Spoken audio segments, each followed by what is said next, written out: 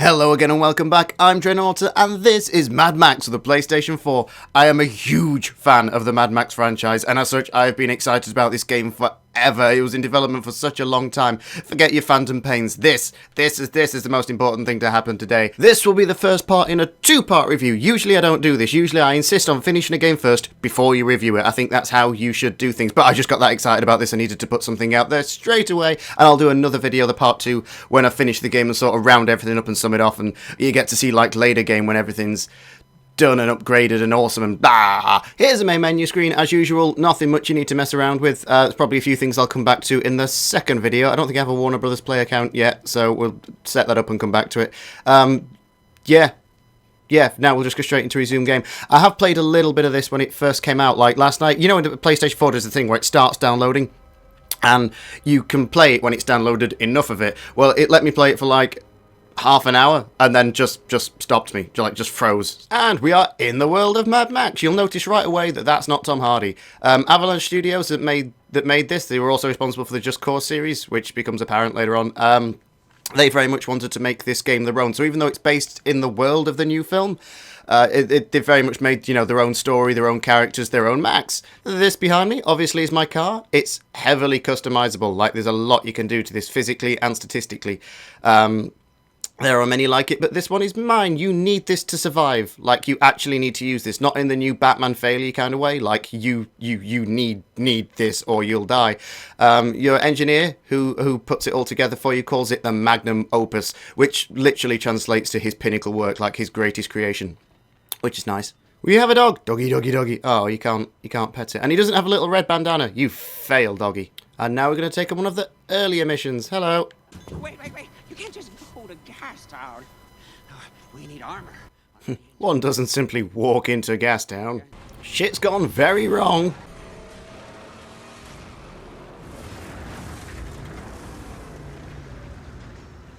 Well, that looked amazing. You know what would be more amazing? If you'd let me do it. As you have probably fathomed by now, it's a third-person open-world game, but what a world. I mean, they have absolutely nailed the universe that Mad Max would have lived in, or will live in. Dun, dun, dun. You know, there's just... I thought when they said that it was going to be open-world desert, it's going to be dull as shit, but it's not. They've got the aesthetic of a post-apocalyptic wasteland, like, down. Absolutely down. There's stuff happening everywhere. Like, it's not as dull and barren, but you do feel isolated somehow, and they've got it. They didn't half-arse this. They didn't wing this. This isn't just another quick cash-in on a successful movie.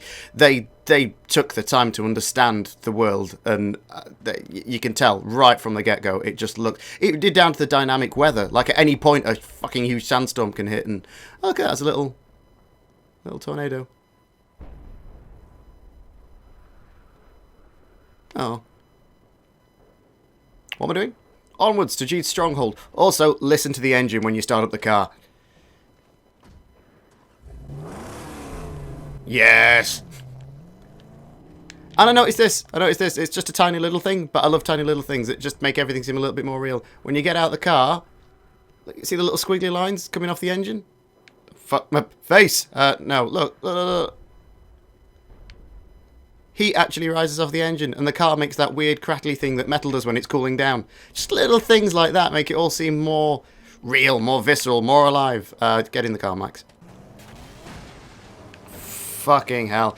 You can usually handle enemy cars a couple of ways. So you can run them off the road, you can shoot them with your shotgun. I don't have any shotgun bullets left because ammo's sparse. And, you can take them out with your... harpoon gun, but I don't have an upgraded enough harpoon gun to deal with that level of armor. I'm in some serious kind of trouble. Have that, you bitch. Fix it.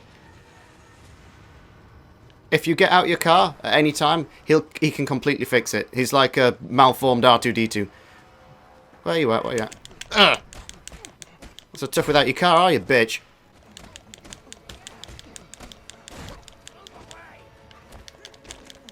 The combat, if you played any other Warner Brothers game, will be fairly familiar.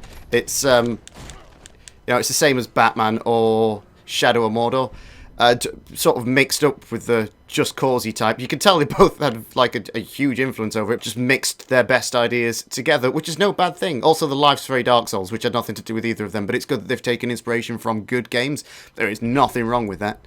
So if you played any of those games, this kind of combat will be pretty familiar. I just want to check because I've not actually tried yet. Can you steal other people's cars? I've never stopped one, not just oh, you can steal other people's cars. Have it. Oh, he's just gonna stay there. Is he dead? So yes, you can steal their cars, and when you do, you can use it like camouflage, basically. So the Scrotus, whatever they're called, the gang that occupy this area that use these vehicles won't recognise me. I can stealth past. Ooh, scrap. You have to collect scrap from just about anywhere you can, and you can use that in upgrading your car. Thank you. Ooh, broke his jaw. Curb stomp. Oh, too slow. And I've knackered him. Goodbye, Mordecai. Oh, I can rob him as well. Yeah, some of the bodies you can collect loot off and things.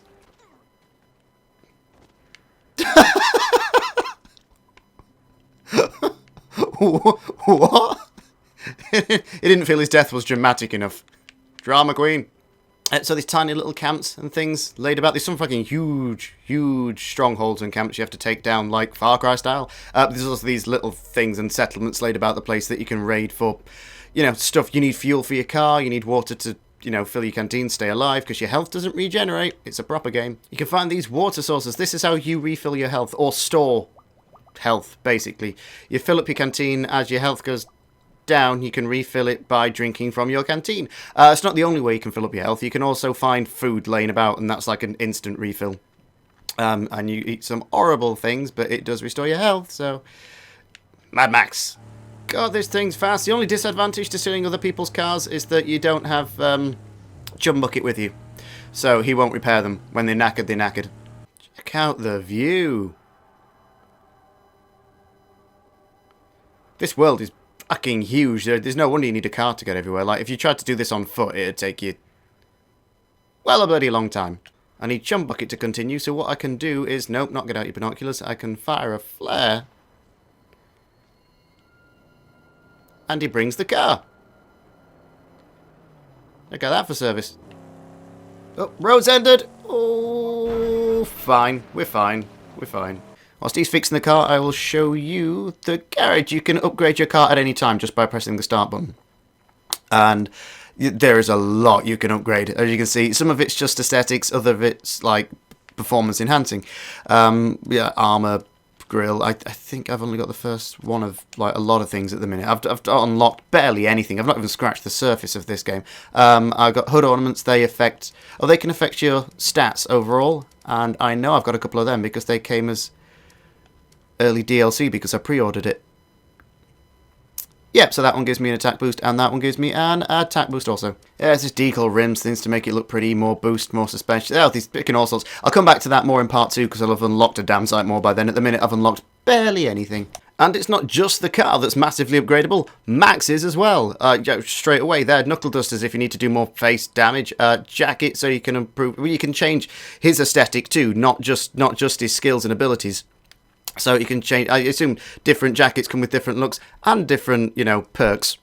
But I don't know, I've not got there yet. Wrist armor, ammo belt so you can carry more ammo. Head so you can change the look of him. So you can give him a beard and things I've seen people do. So, you know, there's a lot to do here. Shotgun upgrade, skills. There's a whole skill set that unlocks different things that you can do. And there's also, you can up each of his abilities individually by meeting a guy called Griffer, who's like some sort of walking in the wind Sherpa guy, but he helps with all that kind of crap. And then there's tools, all the different tools you can get. So I've only not got a crowbar. Need me a crowbar. So there's clearly some real meat to this game. I mean, I can't wait to dive in later on and get to do some of the fantastic stuff that you're going to be able to do. You also unlock bios as you meet new people and go new places. As you know, throughout the game, it's just a little bit extra. They're also really well done. Like they have. All the riches of these lands are mine. All of Gastown is mine. Yeah. So they have little spoken bits so you can get a feel for the character, and then little descriptions of them down the side and what happened to them and so on and so forth. What else have we got here? We've got Legend, which just keeps you up to date with everything that's going on, like in every other game, and Collectables. So if you're obsessed like with collecting, if you're OCD and want to collect everything, you can. I imagine it's going to take you a long time to collect everything in this game, since apparently I've collected one thing. I don't even remember picking that up, so yeah, plenty to collect. And we're off again. You get these towers placed around. I don't know why they give some sort of power to the gangs at here. They're like warning signs. And if you rip them down, which you can do by harpooning them and driving away real... Come on. There we go. You lower the threat in that area. It takes away a bit of the gang's power, which is nice. Oh, what's wrong with you? Oh, he's thirsty. Do you want some water? I've got some water. Are you going to kill me, though? Yes. Making friends. Are these two not thirsty? Do you drink for the both of them? I'm one of you now. Actually, fairly fucking creepy. This world should be really depressing, really. Like, it's a dying world. Everything's going wrong. Everything's rusted and corrupted and decayed. But I'm actually really excited about it. Maybe I'm just too much of a Mad Max fan. Maybe I'm supposed to be playing this with sort of a morbid... Oh, shit. Drive. Mother... Right. Have him. Where's he? Avoid that. Oh, you son... Oh, they killed the people. They killed the people that needed the water. I need a level 4 harpoon gun before I can harpoon them. Do I have any other means of defense? A shotgun that's empty and a sniper rifle that I can't use. No. Oh, unfortunate. That's going to leave a mark. If you're all out of options, like you've got no bullets left and your harpoon isn't high enough level to take some of these buggers down, you can ram, you can shunt. So if you press square, you can get your car to flick in a direction and give them a nudge like that. That does a fair bit of damage. To victory! That killed him. And now we can steal all their scrap. The fire looks fucking amazing. Do you know in games used to struggle to get water right? Like they could never get water quite right. It always looked a bit uncanny valley. And now they get it perfect. And the next thing they had to get right is fire. I think this game's the first game I've seen where they've got fire right. I mean, look at how it moves. Even the smoke billowing, they've just... That's how fire should look. Blah, blah, blah, blah, blah, blah, blah. He's poured half of it down his chin. Real valuable resource. Oh, no. Oh, no, Oh, no, we don't want one of those at all. That's... Oh, dear. Here is your map, fairly straightforward. If you've played an open world game before, you've seen a map like this. It's very similar to the Far Cry one. This, marks off areas of interest, mini-missions, side quests, blah-de-blah-de-blah. The red in the background represents a threat level of the overall area. So red is bad, green is good. I think down here, that's a little bit green. So yeah, I think that's perfectly safe. And you can lower the threat levels in the areas by, taking out those towers like I did earlier with the harpoon gun. Ripping those things down, killing the war parties in the areas. The idea is to take out enough of the threat level and mini bases in the area to go and take out the big stronghold. So in that aspect, it's very much like Far Cry 4. And you can make it easier for yourself by taking down the threat level before you do so. And each big area like this, like there you go, and like that, has got its own evil bastard warlord, dictator, whatever, to take on. So there's plenty of game. Anything climbable is represented by something yellow, so you can do a bit of traversing, but sort of only where they want you to. God, it's a pretty game. Carry on, Adam. Focus. Oof. Oof. Right in the balls. I know for a fact this is a bad idea, but I'm gonna do it anyway.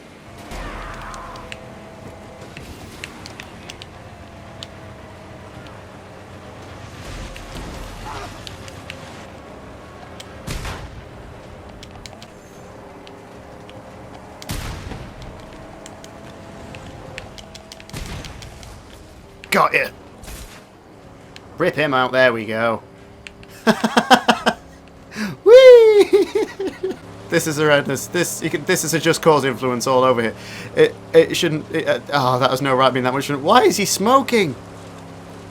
Chum bucket. We need to get out of here.